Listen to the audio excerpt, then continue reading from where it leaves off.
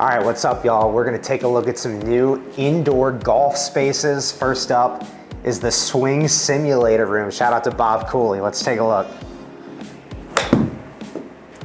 Wow, Coach, look what we have here. What's going on, Sam? Dude, this is awesome. Yeah, it's not bad, right? Yeah, when did this all come about? We finished it up like the end of May. Yeah. Up until like now. We're ready to go, ready to golf. I gotta get a club here. I wanna hear about just exactly what your team, the women's team, can do when they come in this simulator room. I mean, pretty much anything. Practice range, shot analysis. They can play online tournaments against people around the world. Random courses like Muirfield, Scioto, anywhere in the country. It's pretty much a space for them to do whatever they want. 60-yard wedge. 60-yard wedge. And it's gonna tell me, what is it? It's gonna tell me everything. Everything, club path, spin loft, face angles, spin rates, how far it carries, how far it would have rolled out. This is a big moment. big moment here. I think I pulled it. Yeah, a little deep for 60 yards. Wow, so like all of these numbers right here. Yeah, so it's nice to have all these numbers. I like to make sure the guys aren't picking like every single one of them to look at so we don't get like over data. We usually look at, you know, face angle, face to path, swing path, attack angle, spin rate, stuff that like they can actually look at like right away. They have a target practice range. I can come in here and work on wedges kind of at the front of the screen. I can go left and work on some mid irons. I can go to the back right corner, and this is kind of where like 4s and 5s and 3 irons work, and then this big fairway in the middle is for drivers. Since we're in Cooley's room, right, like these are just his old clubs. It was such a big part of this program for a long time. So when we had a couple alums that wanted to make this room kind of for him, I think he's gonna be really excited to see now that it's all finished. As long as the club path and everything's like kind of close to zero, I'm pretty happy with it. Boom. It's gonna be in the rough sadly, but it was 111 for the first swing of the day, which isn't bad. 111 club speed.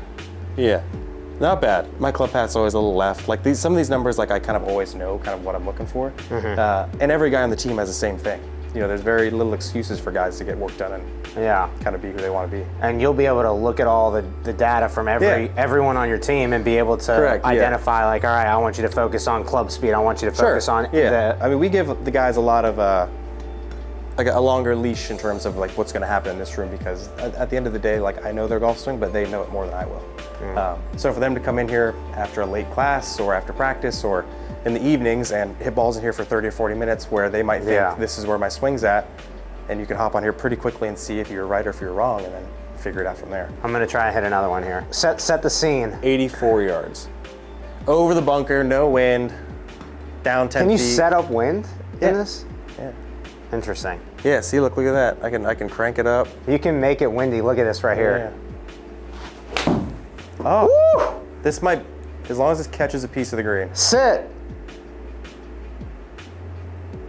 Look at that. Break the swing down for me. Club path 0 is crazy for your second swing of the day, I'll be honest with you. That is pretty wild for it to be perfectly on plane. Can you explain like what it mean? What does club path 0 degrees mean? It's just like right on plane with where you're aiming, which is great.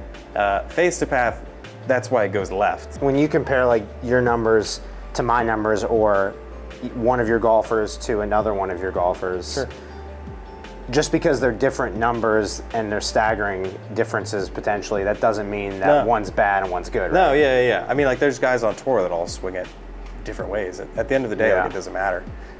But it's important to be consistent with that number, right? Like if my club path's always around -1 or 2, I'd like it to stay that way, right? Gotcha. Once it starts to creep into 3 and 4 is when I realize my golf swing's like not a good spot. Does anybody on the team have a golf swing similar to yours? No, no one's gonna have it as good as I am, so this is gonna be a little different. I talked about some of the courses and stuff you can play, which is always fun to tinker around with. Puerto Rico, Bahamas, Sweden, Australia, up to, you know, like I said, you can go play the tour venues and mess around at, you know, they just put Pinehurst #2 where the US Open just was. You know, 2-player teams, there's a million different options for scrambles, best balls, 3-player teams, 4-player teams. Like I said, it's all about competing here, right? Like it gets monotonous pounding balls into the screen, but if I can give these guys an opportunity to play against each other, it makes it a little more fun for them. Yeah, extra work. Exactly. It's time to work.